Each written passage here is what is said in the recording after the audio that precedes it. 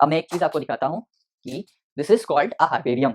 इस शीट को कहा जाता है हर्बेरियम शीट। इसका लेंथ होता है 41 सेंटीमीटर, ब्रेथ होता है 29 सेंटीमीटर, राइट। और यहाँ पे पहले स्पेसिमेन को, इस प्लांट स्पेसिमेन को कलेक्ट किया जाता है, फिर ड्राई किया जाता है, फिर इसका किया जाता है माउंटिंग। और जैसे मैंने बोला कि अगर इसका स्टेम मोटा है तो हम उसको क्या करते हैं, स्टिचिंग करते हैं सुई धागे से। इसका यहाँ पे देख सकते हैं आप, सुई धागे से इसको स्टिच किया गया है। और इसी लेवल की बात मैं कर रहा हूँ, इसी लेवल की बात मैं कर रहा हूँ जो दिखाते हैं। देखो ये भी हर्बेरियम है, this is also herbarium, right right. और हर्बेरियम दिखाता हूँ, दिस इज ऑल्सो हर्बेरियम, ये भी एक हर्बेरियम है, ये भी एक हर्बेरियम है। तो ये सारे के सारे क्या है, ये सारे के सारे जो है वो हर्बेरियम शीट्स हैं। इनको प्रिजर्व किया जाता है अकॉर्डिंग टू क्या, according to Bentham and Hooker system of classification. This all are herbariums, right, herbarium sheets. यहाँ पे स्पेसिमेन को यहाँ पे प्रिजर्व किया गया है because this all plant specimens are dead, right, are dead, so that is why this is preservation, right? I hope।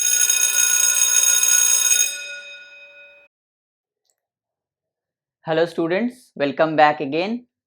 Last lecture में हम लोगों ने टैक्सोनॉमिक हायरार्की को स्टडी किया था, राइट।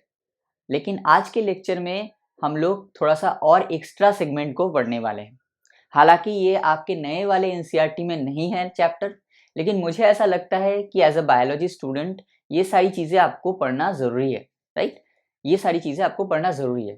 क्यों ज़रूरी है? क्योंकि मान लेते हैं कि आपने बहुत अच्छे से पढ़ाई की है, आपका सिलेक्शन हो गया है, राइट, आपको अच्छा मार्क्स भी मिला, लेकिन आपको यही नहीं पता कि बॉटनी गार्डन किसे कहते हैं या हार्बेरियम किसे कहते हैं। इसका मतलब कहीं ना कहीं पे आपका जो बेस है वो कच्चा रह गया है, राइट। और मैं नहीं चाहता कि मेरे कोई भी स्टूडेंट का जो बेस हो वो कच्चा रहे, राइट। आगे जाके आप क्या करने वाले ये किसी को नहीं पता। आप एमबीबीएस कर सकते हो, आप बीडीएस कर सकते हो, आप एमबीबीएस करने के बाद रिसर्च फील्ड में आ सकते हो, आप कुछ भी कर सकते हो, पीएचडी कर सकते हो, प्रोफेसर बन सकते हो। तो इसके लिए ये सारी की सारी चीज़ों के लिए आपका जो बेस है वो स्ट्रांग होना बहुत ज़रूरी है। और अगर आपका बेस ही कच्चा रह जाएगा तो कुछ नहीं होगा आगे। अगर आपका बेस स्ट्रांग होगा तो आगे आप जो भी करेंगे बहुत अच्छे से करेंगे। इसी वजह से ये सारे चैप्टर तो है नहीं सेगमेंट्स, लेकिन मैं ये सारे चीज़ों को आपको पढ़ाने वाला हूँ, राइट। तो आज क्या हम लोग टॉपिक पढ़ने वाले हैं? तो आज हम लोग पढ़ने वाले हैं टैक्सोनॉमिक एड्स। हम लोग क्या पढ़ने वाले हैं? हम लोग पढ़ने वाले हैं क्या? Taxonomic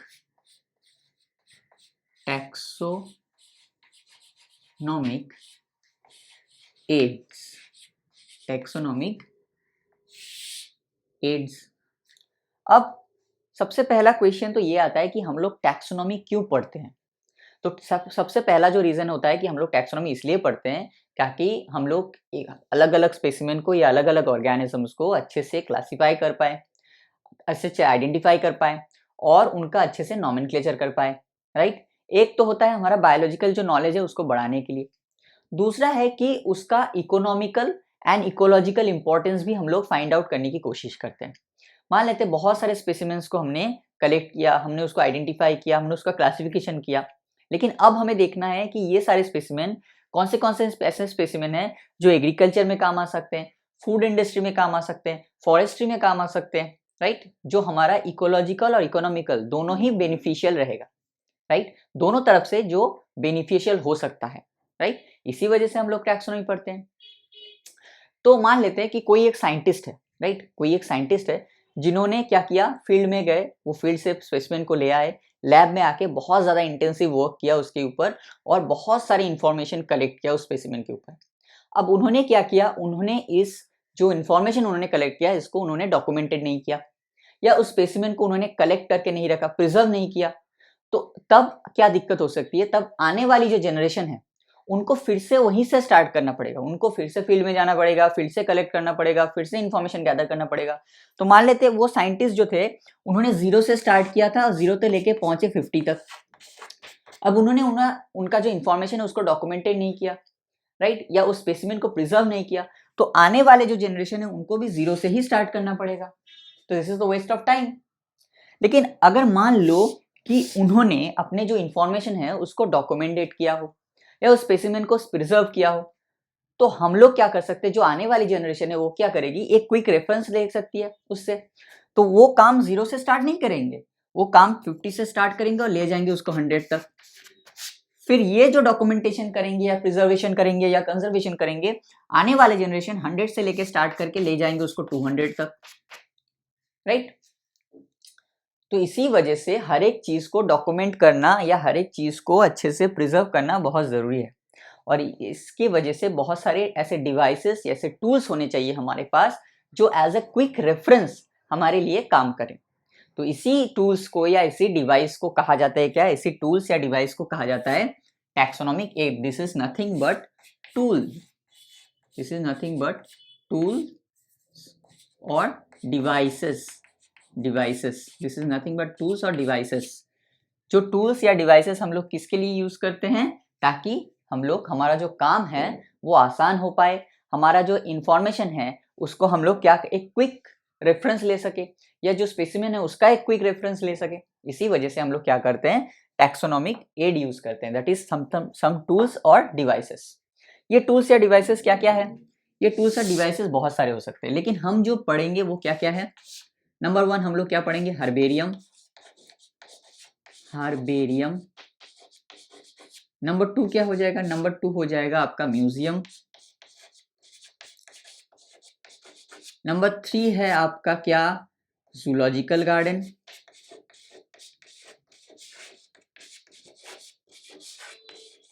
zoological garden.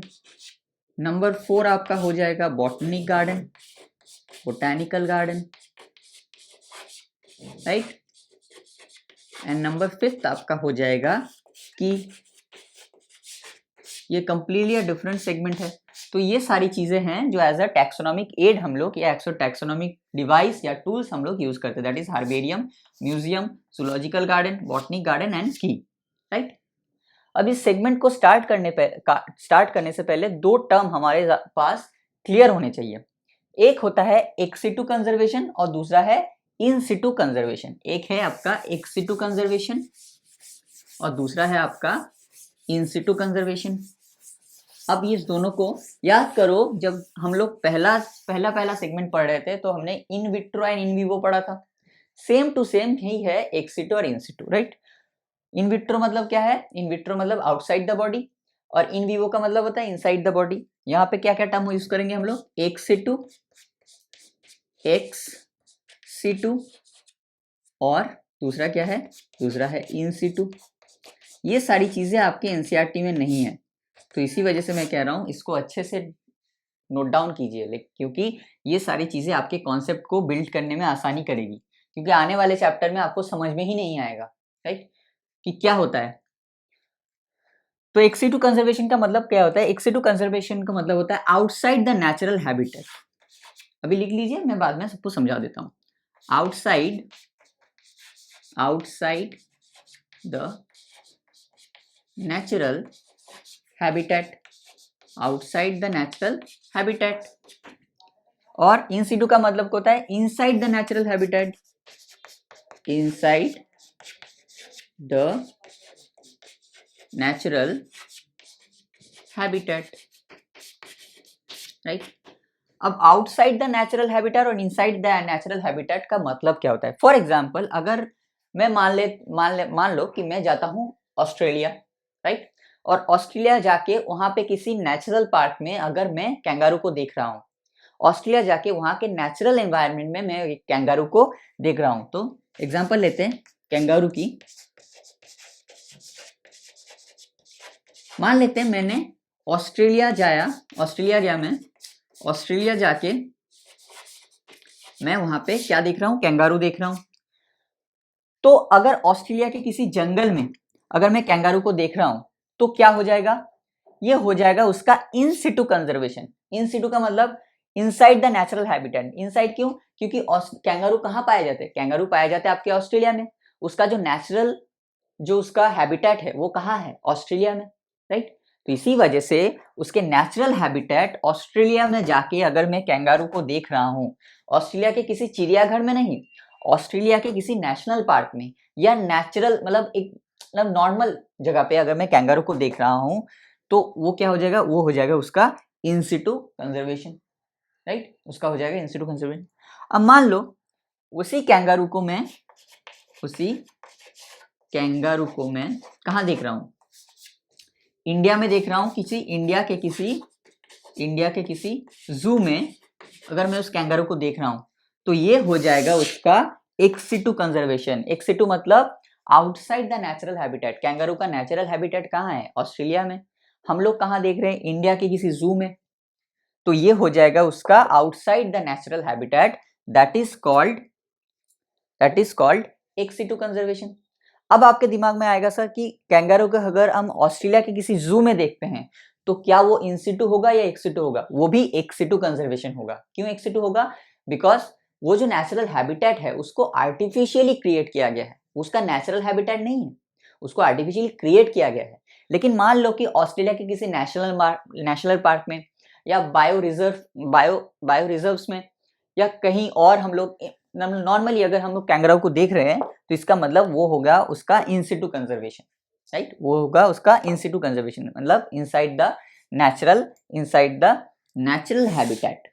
लेकिन अगर उसको मैं मान लो तो ऑस्ट्रेलिया की किसी जू में उसको मैंने कंजर्व करके रखा तो वो हो जाएगा उसका एक्सिटू कंजर्वेशन। या इंडिया में देख रहा हूं तो ऑब्वियसली उस ex situ conservation outside the natural habitat, ये होगा outside and this is inside. इन सिटू का मतलब होता है inside the natural habitat, ex situ का मतलब होता है outside the natural habitat.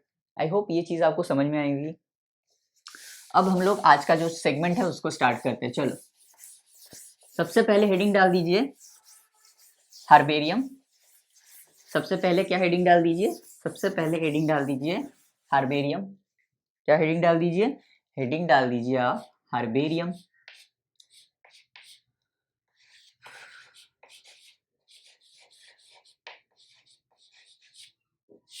Herbarium. तो हार्बेरियम क्या है? हार्बेरियम कुछ नहीं है, बस एक स्टोर हाउस है जहां हम लोग क्या करते हैं, बहुत सारे प्लांट स्पेसिमेंस को पहले तो उनको ड्राई करते हैं, फिर उनको प्रेस करते हैं एंड फाइनली उनको एक शीट में उनको प्रिजर्व किया जाता है। इसी शीट को कहा जाता है हार्बेरियम शीट। और ये हार्बेरियम शीट जिस स्टोर हाउस में या जिस बिल्डिंग में इनको स्टोर किया जाता है उस बिल्डिंग को कहा जाता है हार्बेरियम, राइट? उस बिल्डिंग को क्या कहा जाता है? हार्बेरियम। मान लेते हैं कि ये एक बिल्डिंग है, ये एक बिल्डिंग है, right? This is a building. और इस बिल्डिंग में क्या किया गया है? ऐसे छोटे छोटे बहुत सारे हार्बेरियम शीट्स को क्या किया गया है? यहाँ पे कलेक्ट करके रखा गया है। तो इस बिल्डिंग को हम क्या बोलेंगे? इस बिल्डिंग को हम बोल देंगे हार्बेरियम। तो हार्बेरियम का डेफिनेशन क्या हो जाएगा? It is a store house, it is a what? It is a storehouse of collected plant specimen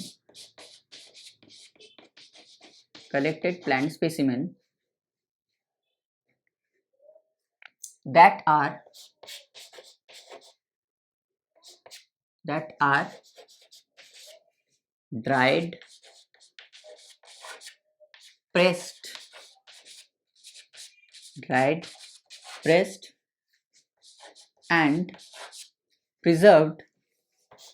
dried, pressed and preserved,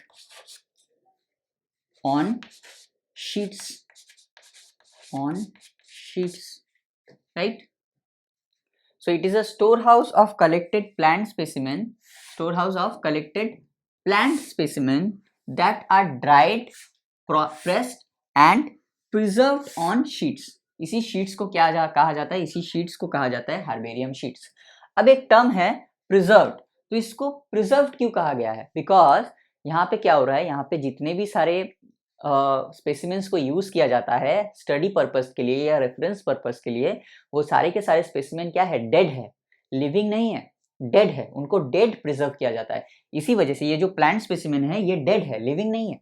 इसी वजह से इसको अंडर प्रिजर्वेशन रखा गया। तो इसको साइड में लिख दीजिए, this is a preservation, preservation ना कि conservation, right? And this is a ex situ, this is a ex-situ conservation, right? This is a ex-situ conservation, right?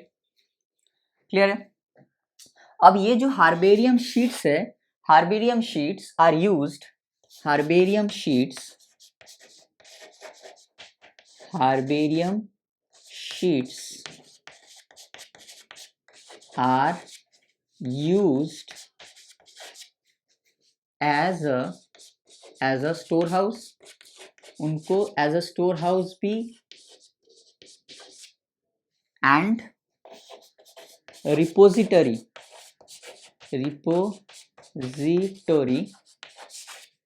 for what? Future purpose.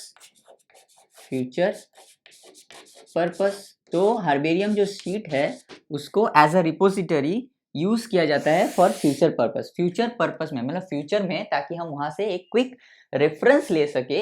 इसी वजह से as a repository for future purpose उसको as a storehouse and as a repository उस sheets को use किया जाता है, right. तो यहाँ तक और यहाँ तक क्लियर है, राइट। अब हार्बेरियम बनाने के कुछ टेक्निक्स हैं, राइट। हार्बेरियम बनाने के ऑब्वियसली कुछ टेक्निक्स हैं। ऑब्वियस सी बात है कि हार्बेरियम अगर हम बना रहे हैं तो ऑब्वियसली उनके कुछ टेक्निक्स भी तो होने चाहिए, राइट। तो वो टेक्निक्स क्या क्या है? देखो, हम लोग हर चीज को डिटेल में पढ़ रहे हैं। आप 11th में हो अभी, आपके पास बहुत टाइम है, 2 साल है आपके पास, राइट। इसी वजह से अब इस टाइम को यूज नहीं करोगे तो आगे जाके कोई फायदा नहीं मिलेगा। तो इस टाइम को यूज कीजिए अच्छे से। हर दिन थोड़ा थोड़ा करके मैं लेक्चर देता हूँ आपको, उसी लेक्चर को धीरे धीरे पढ़ते रहिए, रिवीजन करते रहिए। आपके बहुत अच्छे से आपका बायोलॉजी जो है कंप्लीट हो जाएगा, क्योंकि आपके पास बहुत टाइम है, क्योंकि आप 11th में हो अभी, राइट। तो अब बात करेंगे टेक्निक्स की, कि कौन से टेक्निक यूज किया जाता है। टेक्निक्स, तो सबसे पहला जो टेक्निक हम लोग यूज करते हैं उसको क्या कहते हैं? सबसे पहले हम लोग यूज करते हैं क्या? कलेक्शन। सबसे पहले कलेक्शन, मतलब किसी फील्ड से उसको प्लांट स्पेसिमेन को कलेक्ट किया जाता है, राइट। उसके बाद क्या आता है? उसके बाद आता है ड्राइंग, मीन्स उसको ड्राई किया जाता है, मतलब उसको पेपर के अंदर रख के उसको अच्छे से, उसको कोई किसी भारी चीज को उसके ऊपर रख दिया जाता है, उसको अच्छे से ड्राई किया जाता है, राइट। उसके बाद क्या किया जाता है? उसके बाद उसका किया जाता है पॉइजनिंग। पॉइजनिंग किससे किया जाता है? 0.1% HgCl2, इसको कोरोसिव सब्लिमेट भी कहते हैं, कोरोसिव सब्लिमेट। तो पॉइजनिंग का क्या मतलब है? मान लो कि मैंने उस ड्राई स्पेसिमेन को ऐसे ही किसी शीट में चिपका दिया और छोड़ दिया, तो हो सकता है उसमें फंगल अटैक हो सकता है, उसमें बहुत सारे माइक्रोब्स के अटैक हो सकते हैं। तो उसी अटैक से बचाने के लिए हम लोग क्या करते हैं? 0.1% HgCl2 से एक उसके ऊपर कोटिंग डाल देते हैं, ताकि वहां पे माइक्रोब अटैक्स या फंगल अटैक्स ना हो, राइट। पॉइजनिंग। उसके बाद क्या आ जाता है? उसके बाद आ जाता है माउंटिंग। माउंटिंग का मतलब होता है पेपर में चिपकाना, माउंटिंग। एंड उसके बाद क्या आता है? स्टिचिंग। स्टिचिंग का क्या मतलब है? स्टिचिंग का मतलब होता है कि कभी कभी क्या होता है कि अगर उसका स्टेम बहुत ज्यादा मोटा हो तो उसको सुई धागे से उसको स्टिच किया जाता है, उसको अच्छे से स्टिच किया जाता है। एंड उसके बाद क्या आता है? उसके बाद आता है लेबलिंग। अब इस लेबलिंग वाले पार्ट को हम लोग पढ़ते हैं अच्छे से, ठीक है। मान लो ये एक हार्बेरियम शीट है, ये एक क्या है? ये एक हार्बेरियम शीट है। यहाँ पे लेफ्ट हैंड कॉर्नर में यहाँ पे एक लेवल चिपका दिया जाता है। This is called nothing but level. This is called level. इस लेवल में बहुत सारे इंफॉर्मेशन होते हैं। क्या क्या इंफॉर्मेशन होते हैं? एक तो इसमें होता है date of collection. Date of collection means कौन से डेट में इस स्पीसीज को कलेक्ट किया गया है। उसके बाद आता है place of collection. Place of collection मतलब कौन से प्लेस से इसको कलेक्ट किया गया है। फिर आता है इसका इंग्लिश नेम। English name. फिर इसका आता है लोकल नेम। Local name. फिर आता है इसका बायोलॉजिकल नेम और साइंटिफिक नेम। बायोलॉजिकल नेम और साइंटिफिक नेम। फिर आता है इसका फैमिली, कि कौन से फैमिली से ये बिलोंग करती है, क्या करता है, मतलब प्लांट्स कौन से फैमिली से बिलोंग करता है। फिर आता है क्या? फिर आता है name of collector. Name of collectors. Name of collector मतलब जिसने इसको कलेक्ट किया है उसका नाम। तो ये इसका लेवल होता है जहाँ पे डेट ऑफ कलेक्शन होता है, प्लेस ऑफ कलेक्शन होता है, इंग्लिश नेम होता है, लोकल नेम होता है, बायोलॉजिकल नेम होता है, फैमिली होता है और नेम ऑफ द कलेक्टर भी होता है। अब ये जो हार्बेरियम शीट है ये क्या है, ये एक हार्बेरियम शीट है। अब ये जो हार्बेरियम शीट है ये इसका एक प्रॉपर साइज होता है, राइट। अगर हम बात करते हैं इसके लेंथ की, अगर हम बात करते हैं इसके लेंथ की, तो इसका लेंथ होता है 41 सेंटीमीटर। क्या होता है? 41 सेंटीमीटर और 16.5 इंच। 41 सेंटीमीटर या 16.5 इंच। अगर हम बात करते हैं इसके ब्रेथ की, अगर हम बात करते हैं इसके ब्रेथ की, तो इसका ब्रेथ क्या होता है? इसका ब्रेथ होता है 29 सेंटीमीटर और 11.5 इंच। 29 सेंटीमीटर और 11.5 inch, right. So this is all about labelling. तो यहाँ पे हमने लेवल किया, लेवल में ये सारे इंफॉर्मेशन होते हैं और ये हार्बेरियम शीट का एक पर्टिकुलर साइज होता है, लेंथ होता है 41 सेंटीमीटर और ब्रेथ होता है 29 सेंटीमीटर। एंड फाइनली हम लोग क्या करते हैं, वो क्या करते हैं, फाइनली हम करते हैं डिपोजिशन। क्या करते हैं हम लोग? डिपोजिशन। डिपोजिशन का मतलब क्या है? डिपोजिशन का मतलब होता है सिस्टेमेटिक अरेंजमेंट।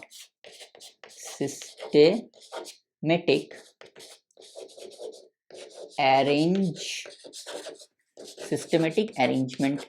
अब मान लो कि मैंने बहुत सारे स्पेसिमेन को कलेक्ट किया, उनका हार्बेरियम शीट बनाया, शीट पे चिपकाया और उसको ऐसे ही छोड़ दिया, ऐसे ही उसको रख दिया कहीं पे, तो ढूंढने में कितनी दिक्कत होगी।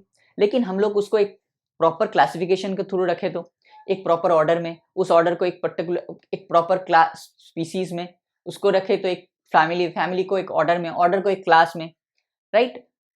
तो हमें ढूंढने में कितनी आसानी होगी। तो इसी वजह से इनको एक सिस्टमेटिक अरेंजमेंट में इसको डिपॉजिट किया जाता है। और ये सिस्टमेटिक एक पर्टिकुलर क्लासिफिकेशन, अगर मैं इंडिया की बात करूं तो इंडिया में जितने भी हार्बेरियम प्रेजेंट है वहां पे Bentham and Hooker system of classification को फॉलो किया जाता है। तो यहाँ पे विद इन ब्रैकेट लिख दीजिए according to Bentham and Hooker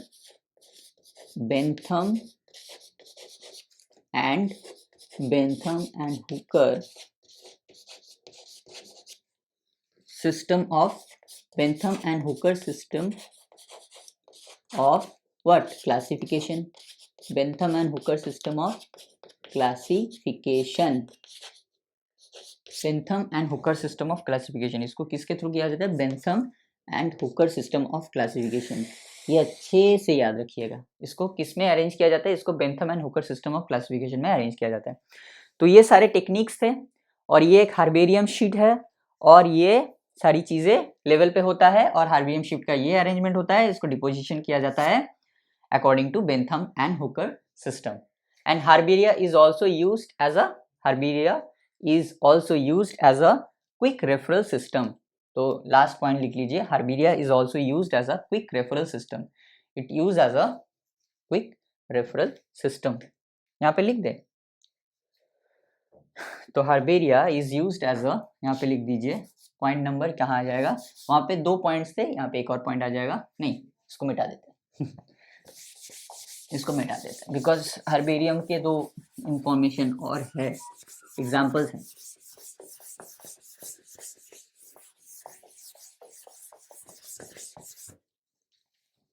so point number 3 क्या हो जाएगा? 3rd पॉइंट हो जाएगा herbaria is also used as a Herbaria is also used as a quick referral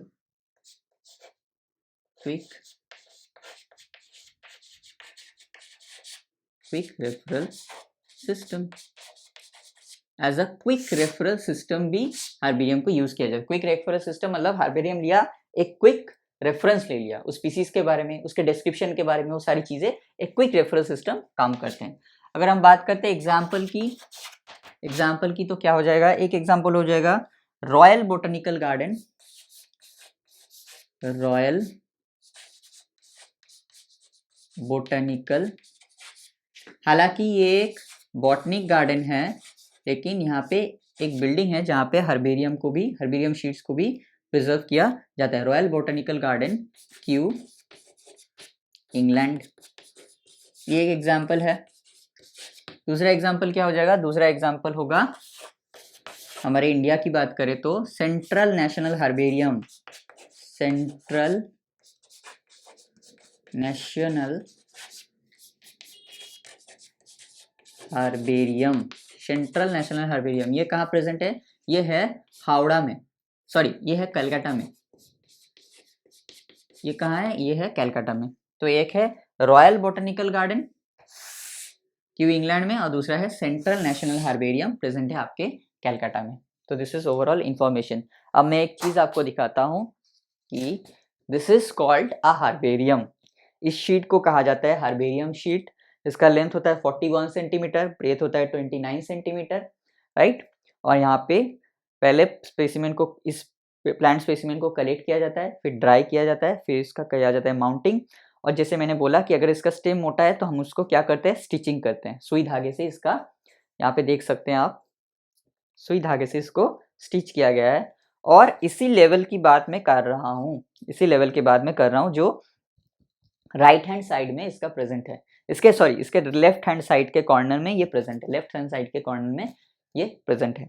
यहाँ पे क्या क्या लिखा है? यहाँ पे नेम लिखा है, फैमिली, लोकेशन, और भी बहुत सारी चीजें हैं जो लिखी हुई थे। This is called a herbarium, this is called a herbarium sheets, जहाँ पे हम लोग प्लांट स्पेसिमेन को ऐसे कलेक्ट करते हैं। और यहाँ पे मैंने थोड़ा सा, यहाँ पे देखिए ये 2019 का है, लेकिन अभी भी ये सेफ है क्योंकि मैंने इसका क्या किया है? पॉइजनिंग किया है, right.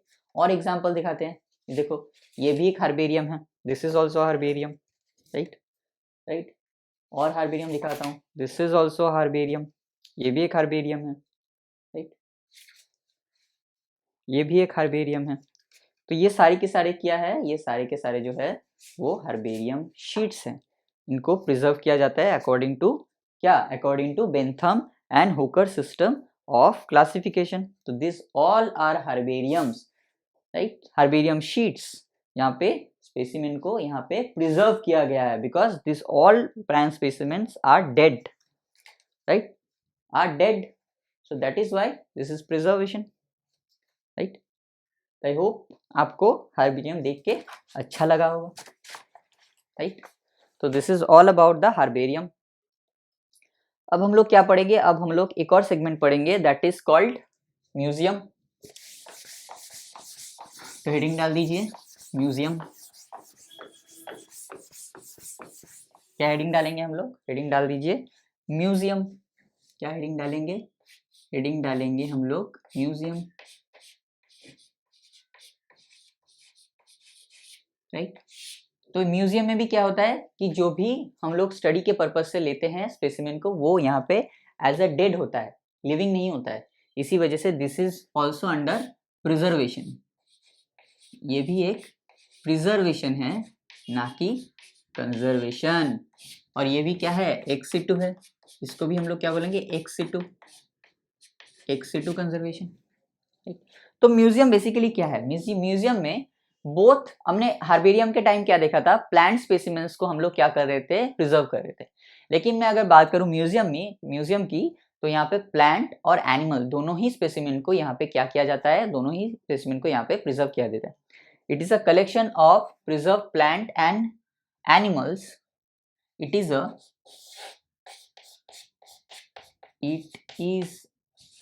collection of, it is a collection of preserved plants and animals. It is a collection of preserved plants and animals for study and reference, for study and reference, right. ये क्या है? It's a collection of preserved plants and animals, right. Preserve plants and animals दोनों को ही preserve किया जाता है for study purpose के लिए, और एज ए, जैसे हमने कहा कि एक क्विक रेफरेंस के लिए ये सारी चीजें यूज हो रही है। तो ये एक प्रिजर्वेशन है, ना कि कंजर्वेशन, और ये एक्सिटू है, राइट। दूसरा पॉइंट क्या हो जाएगा, दूसरा पॉइंट होगा कि यहाँ पे स्पेसिमेंस को अलग अलग तरीके से क्या किया जाता है, कलेक्ट प्रिजर्व किया जाता है। स्पेसिमेंस आर प्रिजर्व्ड कैसे कैसे, एक तो हो सकता है आपका इन जार्स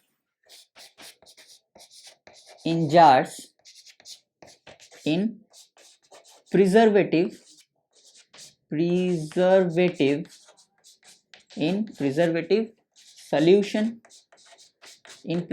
सॉल्यूशन लाइक फॉर्मेलिन। किसी प्रिजर्वेशन जार के अंदर फॉर्मेलिन डाल के क्या किया जाता है, फॉर्मेलिन डाल के चीजों को प्रिजर्व किया जाता है।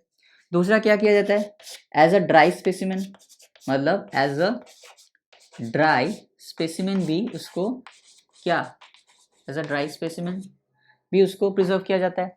थर्ड क्या होगा, इंसेक्ट्स आर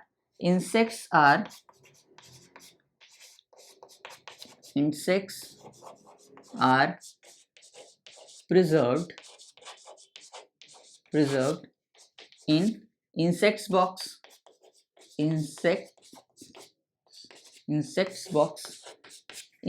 box के अंदर क्या किया जाता है, इंसेक्ट को प्रिजर्व किया जाता है आफ्टर collecting killing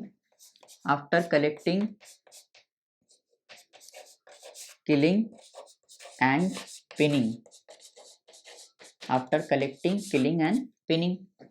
कलेक्शन का मतलब होता है क्या, कि उसको कलेक्ट किया, फिर अगर वो मतलब डेड नहीं है तो उसको मारा गया, किल किया गया, एंड उसके बाद उसको पिन किया गया। राइट, कैसे पिन, मान लेते हैं ये एक बॉक्स है, राइट, तो हम लोग क्या करेंगे, स्पेसिमेन ले लिया हमने क्या किया, एक स्पेसिमेन को ले लिया, राइट, और यहाँ पे मान लेते हैं यहाँ पे एक पिन दे दिया, यहाँ पे एक पिन दे दिया, यहाँ पे एक पिन दे दिया, यहाँ पे दे दिया, और यहाँ पे दे दिया, और उसको अच्छे से इंसेक्ट बॉक्स के अंदर हमने उसको प्रिजर्व कर दिया, राइट।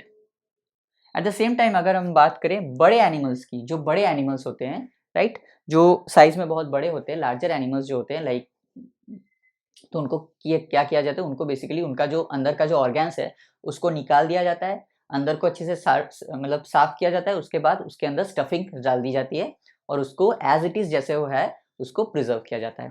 तो एक पॉइंट यहाँ पे होगा, शायद यहाँ पे होगा नहीं, तो यहाँ पे अलग से लिखेंगे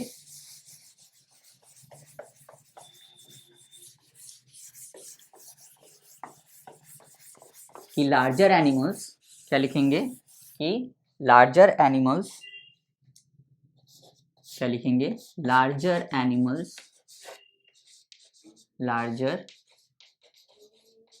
एनिमल्स are as usually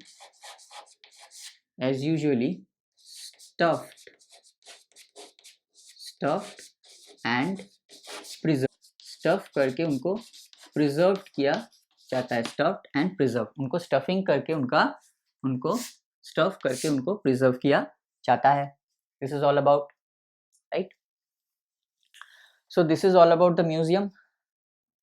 और म्यूजियम में और क्या चीजें देख सकती है, पॉइंट नंबर 3 की बात करें तो museums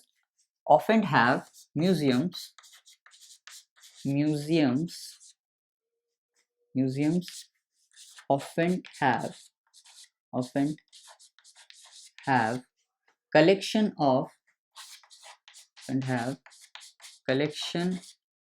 of skeletons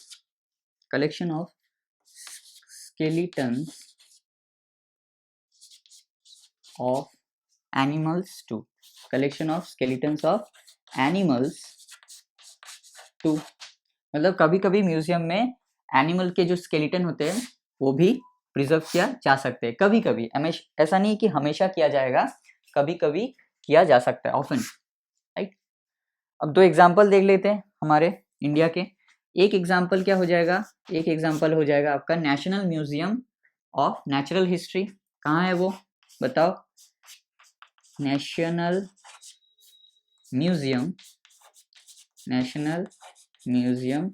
of natural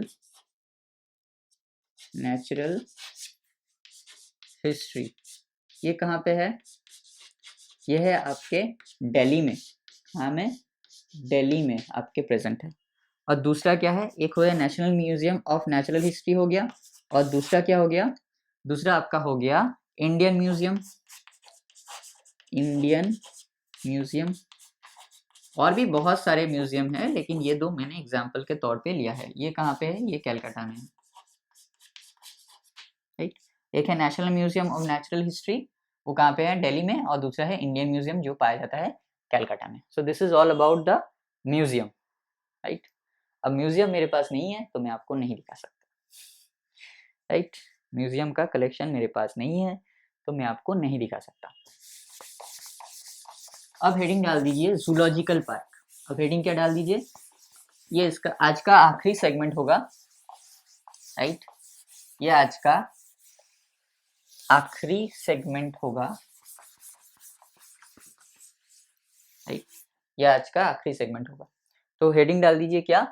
heading डाल दीजिए जूलॉजिकल पार्क। जूलॉजिकल गार्डन डाल दीजिए, पार्क में जूलॉजिकल गार्डन, जूलॉजिकल गार्डन। एक चीज को समझो, अब तक जो भी हम लोग पढ़ रहे थे वो सारे के सारे स्टडी के पर्पज से, वो सारे के सारे जो स्पेसिमेन थे वो डेड थे। इसी वजह से हम लोग इसको बोल रहे थे प्रिजर्वेशन, ना कि conservation.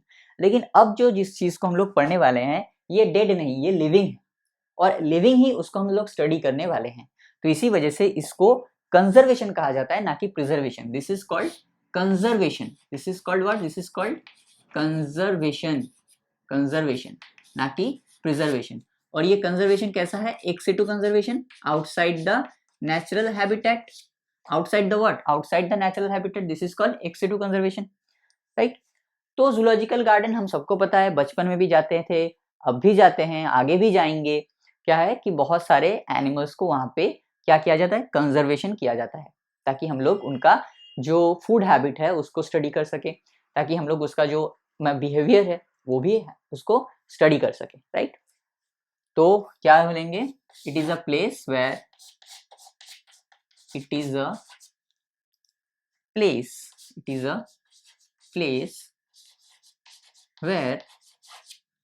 where wild animals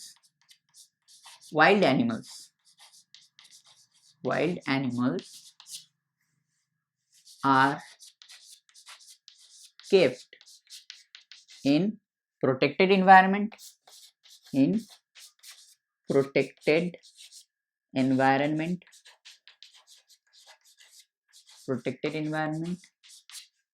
under human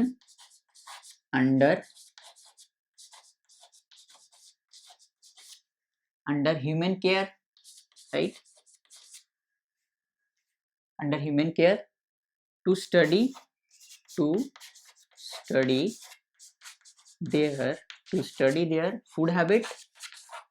their food habit, उनके फूड हैबिट को जानने के लिए, फूड हैबिट एंड बिहेवियर, उनका बिहेवियर कैसा है? बिहेवियर। हम जंगल में जाके हाथी को देखेंगे, मतलब जूलॉजिकल गार्डन में जाके हाथी को देखेंगे, तभी हमको पता चलेगा कि हाथी क्या खाता है, कैसे रहता है। शेर को देखेंगे तो पता चलेगा कि शेर कैसे दिखता है, एक्चुअल में वो कैसा होता है, राइट। ये सारी चीजें टीवी में देख के आपको पता नहीं चलता। क्रोकोडाइल को देख के पता चलेगा, हालांकि बहुत सारे चैनल्स हैं जो इसको दिखाते हैं, लेकिन सामना सामनी देखेंगे तो और भी ज्यादा मजा आता है, राइट। चीजों याद बहुत ज्यादा है, हमारा जो विजुअल जो हमारा मेमोरी है वो बहुत ज्यादा स्ट्रांग है, राइट। तो हम जाके वहाँ पे जब विजुअली चीज़ों को देखते हैं तो हमारा जो मेमोरी में वो सारी ज़िंदगी की, पूरी ज़िंदगी के लिए वो छप जाता है। इसी वजह से हम लोग क्या करते हैं? जूलॉजिकल गार्डन में जाते हैं, राइट। सो जूलॉजिकल गार्डन में एक और पॉइंट लिख दीजिए, दिस इज आर्टिफिशियली क्रिएटेड,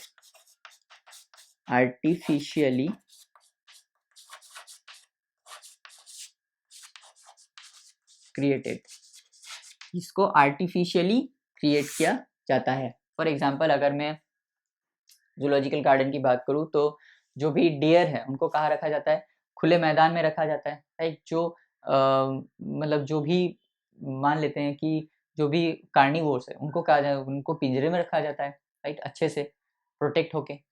ताकि वो किसी को हार्म नहीं पहुंचा पाए या उनको कोई हार्म नहीं पहुंचा पाए। So this all are artificially created, ये आर्टिफिशियली क्रिएट किया जाता है उनका जो नेचुरल हैबिटेट, इसी वजह से इनको एक सिटू कंजर्वेशन के अंदर डाला जाता है, राइट। तो आज का जो लेक्चर है हम लोग यहाँ तक रखते हैं। ये हालांकि एनसीईआरटी में नहीं है, तो नए वाले एनसीईआरटी में नहीं है, पुराने वाले एनसीईआरटी में था, लेकिन नए वाले एनसीईआरटी से इसको निकाल दिया गया है। लेकिन मुझे ऐसा लगता है कि आपका अब आगे जाके जो भी करने वाले हैं, चाहे आप एमबीबीएस करें, बीडीएस करें, चाहे आप प्रोफेसर बने, चाहे आप रिसर्च करें, आपका जो बेस है वो नहीं छोड़ना चाहिए। और सबसे बड़ी बात होती है कि क्या एक होता है कि आपके पास टाइम नहीं है, इसी वजह से आप पढ़ नहीं पा रहे एक्स्ट्रा चीज़ों को, कि आपके पास टाइम नहीं है और आप एक्स्ट्रा चीज़ों को लास्ट में अगर टाइम मिला तो पढ़ेंगे। लेकिन आप अभी 11th में हो, आपके पास बहुत टाइम है पढ़ने के लिए, राइट। आप बहुत अच्छे से पढ़ सकते हो, राइट। तो इसी वजह से मैंने इस चीज़ को बढ़ा दिया। आज एनसीईआरटी निकालने की ज़रूरत है नहीं, कि बिकॉज़ ये वाला पार्ट तो एनसीईआरटी में है नहीं, नया वाला एनसीईआरटी में, और बहुत सारे बच्चों के पास नया वाला होगा, किसी के पास नहीं होगा, तो एक एक कन्फ्यूजन पैदा होगा। तो इसी वजह से एनसीईआरटी से मार्क नहीं करते हैं हम लोग। जो जो मैंने पढ़ा दिया वो सफिशिएंट है, एग्जाम पॉइंट ऑफ व्यू से भी और समझने के पॉइंट ऑफ व्यू से भी, राइट। तो आज का लेक्चर यहाँ रखते हैं, कल फिर मिलेंगे। नहीं, आज ये लेक्चर 10th है, तो हम मंडे को मिल रहे हैं, राइट। मैं भूल गया था, राइट। तो हम लोग क्या मिलेंगे, मंडे को मिलेंगे। और तब तक के लिए 2 दिन की छुट्टी है आपके पास, अच्छे से पढ़ते रहिए, अपना ख्याल रखिए, और आपके पास बहुत टाइम है, उस टाइम को अच्छे से यूटिलाइज कीजिए। ऐसा नहीं बोल रहा हूँ कि हर दिन मतलब पूरे टाइम पढ़ते रहिए, नहीं, एक टाइम को फिक्स कर लीजिए कि मुझे इस टाइम से लेके इस टाइम तक पढ़ना है, राइट। क्योंकि आपके पास बहुत टाइम है, बहुत ज़्यादा टाइम है आपके पास, आप समझ नहीं पा रहे हैं। किसी 1 साल वाले बंदे से पूछिए जो ड्रॉप कर रहा है, या जो जिसको पूरा का पूरा सिलेबस 1 साल में खत्म कर रहा है, उससे जाके पूछिए कि टाइम की अहमियत क्या है, राइट। तो इसी वजह से मैं कह रहा हूँ कि आपके पास बहुत टाइम है, इसको अच्छे से यूटिलाइज कीजिए, बिकॉज़ ये टाइम निकल गया तो फिर नहीं आएगा। तो इसको यूटिलाइज कीजिए, और जो मैंने बोला उसको अच्छे से पढ़ते रहिए। 2 दिन की छुट्टी है, मज़े कीजिए, पढ़ते रहिए, सब कुछ कीजिए। चलो तब तक के लिए bye, wish you all the very best, bye.